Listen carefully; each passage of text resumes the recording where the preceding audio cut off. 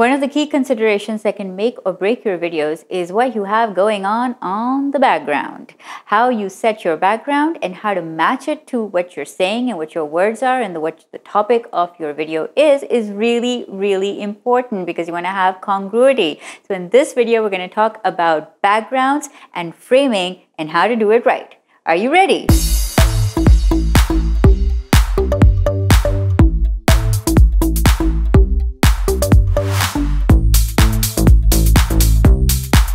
Hey entrepreneur, it's Salma Jafri, and if you want to grow your personal brand with video, you are in the right place. Yay! So go ahead and hit that red subscribe button and the bell icon next to it so you are the first to know when I upload a new video. Now, we're talking about backgrounds, and this topic really is so important. I don't think it's given the attention that it really deserves because, I mean, if you've got some stuff happening in the background that is irrelevant to what your video is all about, it's going to be distracting. If you don't think about your background and your message matching, then it's going to be a disconnect for your audience. If you just, change backgrounds all the time without really taking into consideration if that's what your audience is okay with, then it's also going to be a little bit jarring. Now, all of this is dependent on what kind of videos you're shooting. So of course, if you're shooting a travel video and your whole objective is to show what's going on behind you, then you're going to be showing what's behind you, and that's going to be your backdrop, right? But if you're in a home studio like I am and you're doing how-to videos or educational style videos or talking head videos and you're telling people about a subject matter, then you want to choose a background that matches that subject matter. So it doesn't need to be fancy. It doesn't really need to always be very high-tech or expensively put together.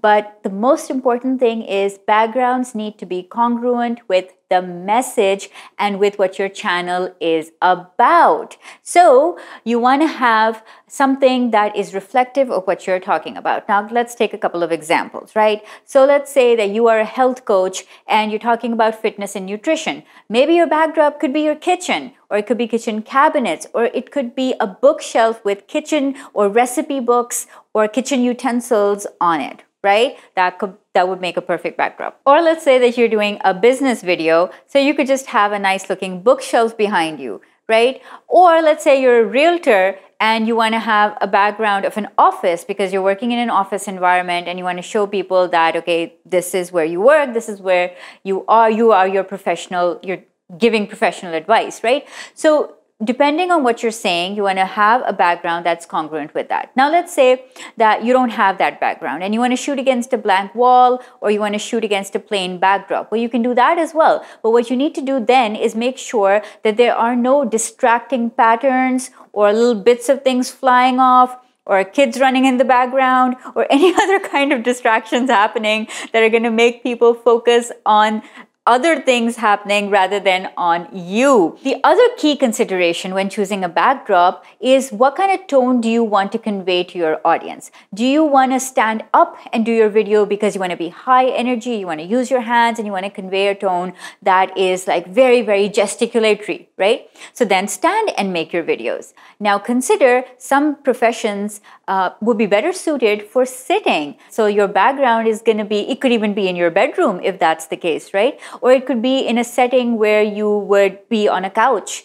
So it really depends on what the tone of your message is. It really depends on the topic and what you want people to feel. Do you want them to feel like they're dealing with a business? Do you want them to feel like they're dealing one-to-one with a personal therapist who's going to help them? Do you want them to feel some distance between you, or do you want them to feel closeness to you? And the third thing you need to remember when choosing a backdrop is try and choose something that's gonna stand out against the YouTube white, right? So if you're making YouTube videos, you want something that's gonna be high contrasty, it's gonna stand out against a white background. It's also gonna be, you're also gonna look good against that backdrop, right? Because you are the subject, you wanna focus on you. So for example, I shoot against a green screen, right? So that's my green screen, and hey, bring my purple backdrop back. I want it back. So I shoot against a green screen, but I put on a purple backdrop because it goes with my branding and it makes me stand out as well as the entire video stand out. So you want to choose bright colors, contrasty colors, stuff that you want to choose your clothing according to your backdrop as well. Did I just wear purple on purple? Uh-oh. So those were my background tips for you. So just to quickly recap, when you are thinking about your background, think about the content, think about the tone, and think about colors. And keep all of these three things in mind and choose something that's going to make your background congruent with your message. Guys, if you want more trainings from me, get inside my Facebook group, which is Personal Branding with Video. I do a lot of cool stuff, deep dives and live trainings inside there. Remember, build a brand you love and go after what you want because you can be the media. Be the Media Mastermind is here. You want in? Go to bethemedia.salmajafri.com and sign up for your free trial today. See you inside. That would make a perfect backdrop. Or it depends on...